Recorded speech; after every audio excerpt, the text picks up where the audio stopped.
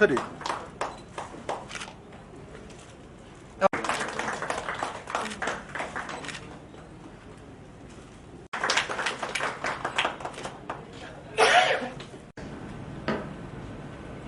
And of the dance.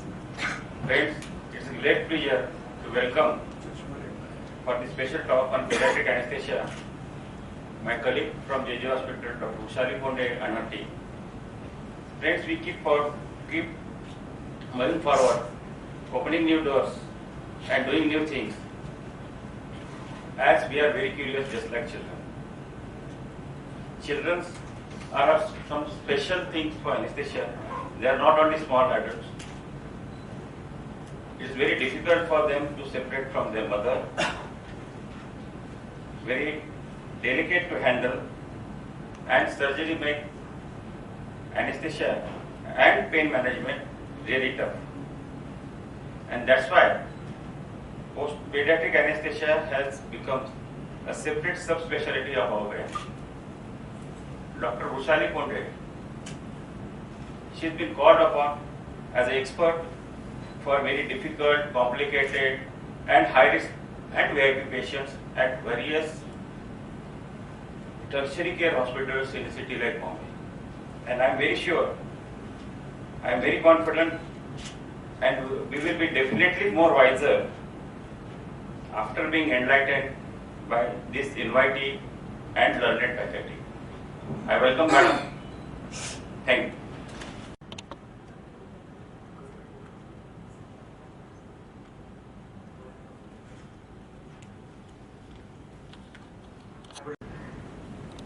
I'll be talking on CVO inductions, how we actually do it in pediatric patients. I was told that this has to be a very practical topic, so I will actually show how we actually induce patients in induce of pediatric patients. This is a disclaimer. All necessary permissions for the videos has been taken, and the parents have consented for the videos.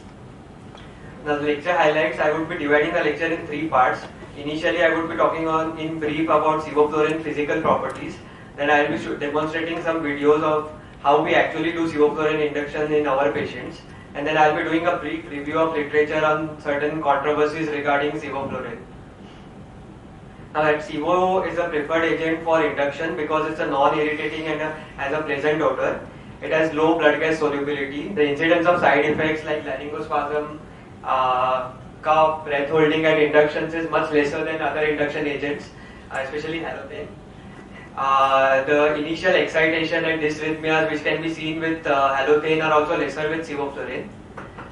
Now it's a preferred agent for maintenance also because of its low blood gas solubility, its cardiovascular stability, and it does not affect breathing significantly.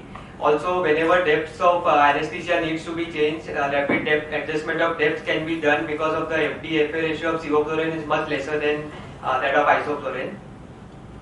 Also, for recovery, the recovery is smooth and rapid recovery with sevoflurane because of the low blood gas solubility, and it does not affect breathing significantly. So, whenever you maintain spontaneous respiration, the breathing is easier to maintain with sevoflurane than with halothane. Now there is something called as a volatile induction and maintenance of anesthesia. Now this is the concept in which you don't use any IV agents. You use only induction volatile agents for induction as well as for maintenance of anesthesia. This is possible with sevoflurane. They say that sevoflurane provides also hypnosis, analgesia and relaxation. So everything can be done only with sevoflurane. Before we start, for any good induction, the child has to be pre-medicated properly.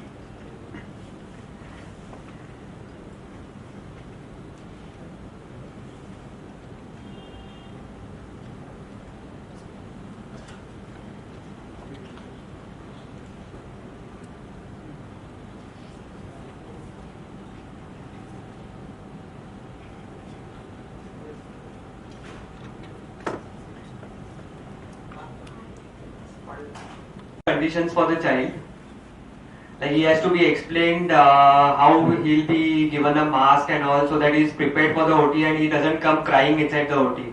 The child is very calm and he is being wheeled inside the OT even without the parent. The oral pre-medication takes around 30 to 40 minutes to act.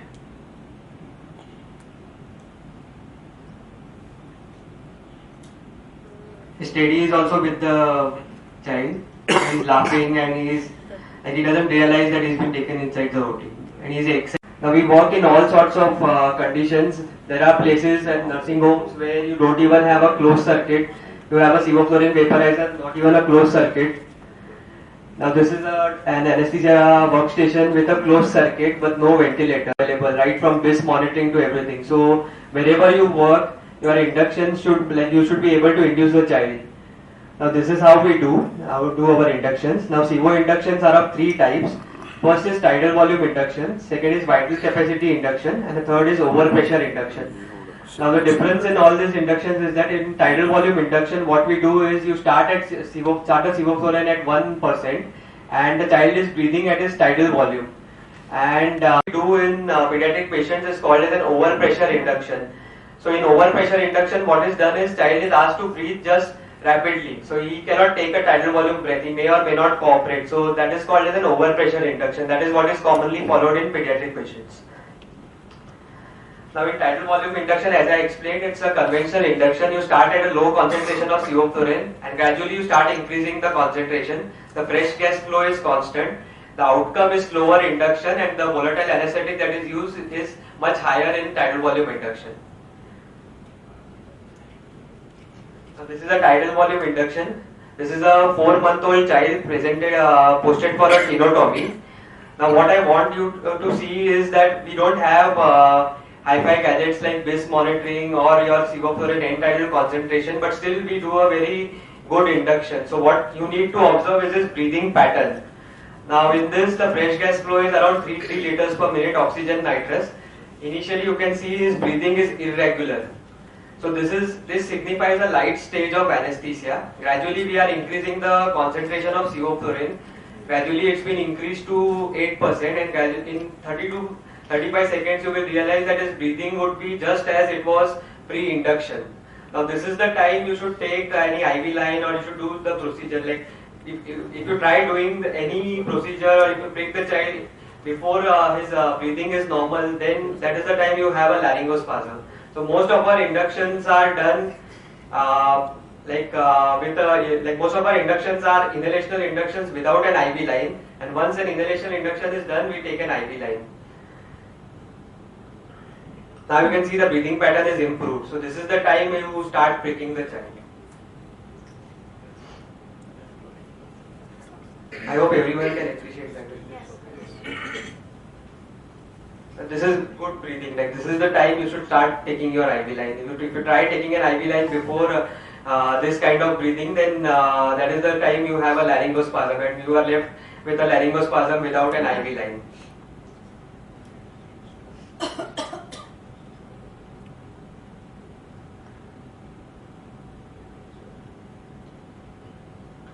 So we have this technique of tying our mask. So this is how we tie our mask. So even if you are alone in the operation theatre, you can just tie the mask with the mask that we usually wear, and you can manage the child even single-handedly. I mean, the child is breathing spontaneously, and I can, I am myself taking the IV line.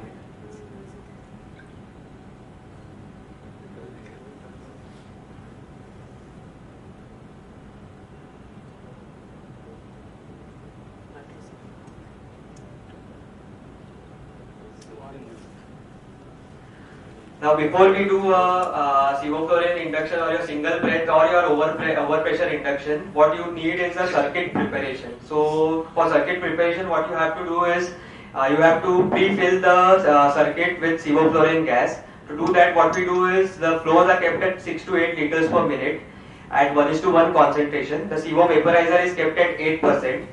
Generally the time taken is around 40 to 45 seconds. And the balloon has to be emptied at least 2 to 3 times for the circuit to be completely filled with sevoflurane. Now this is how circuit preparation is done. Now this place has an end tidal sevoflurane monitor. So you increase the sevoflurane to 8% by using the closed circuit. The initial concentration end tidal sevo, as you can see, was 0. Now it's been increased to 7-8%.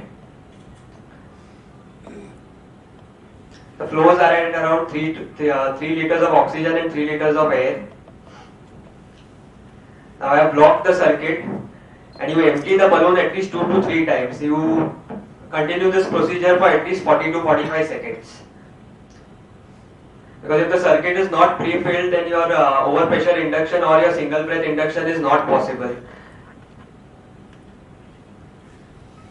So once the balloon is emptied, the end tidal CO would go down again, and again it would start increasing to 7-8%.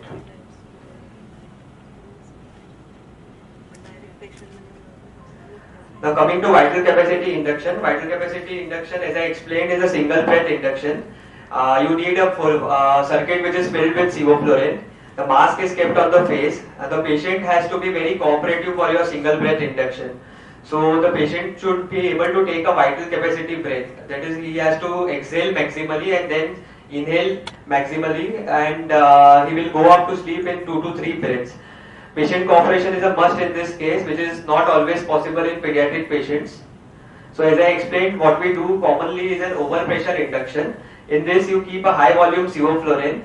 Start with fresh gas flow at 3 liters per minute, and the sevoflurane concentration is directly kept at 8%, and the child is asked to take just deep breaths. He may not be able to take a vital capacity breath, but he will be able to take a deep breath. The result is a rapid induction. So this is a technique of overpressure induction. So this is the same child which we built it inside the operation theatre.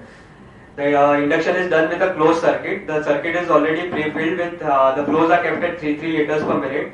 The sevoflurane concentration is directly kept at 8%, and the child is asked to take deep rapid breaths. So the inductions are much faster with this kind of induction. Now he was posted for an orchiopexy surgery. We have tied the mask as I have already demonstrated before.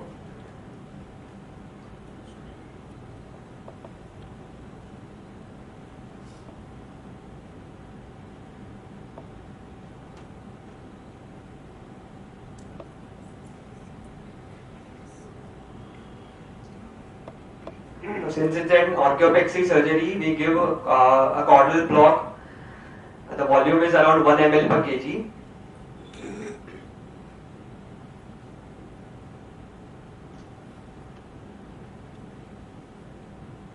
With this technique, I am able to manage the child single-handedly, like there is no other person in the operation theatre. The child is breathing spontaneously. You can monitor his breathing in the bag.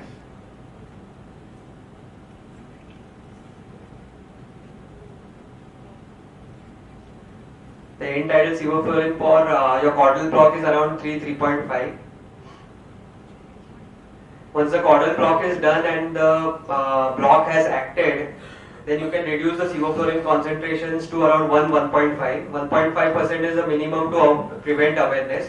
But since you have given a caudal block, you can go even lower.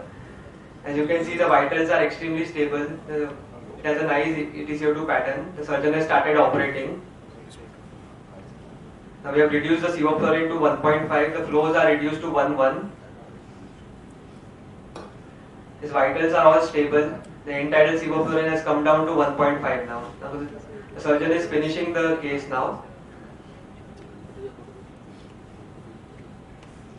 We are at the same flows. We have stopped the sevoflurane now. His vitals are still very stable. So we have managed this case only on a face mask with sevoflurane only and a caudal block. So there is one technique called as coasting, which we commonly use. This is very useful technique for your short procedures. So once you have your induction is done whichever induction you do, once your induction is done and you have say you have around 15 to 20 minutes left for the procedure to get over, what we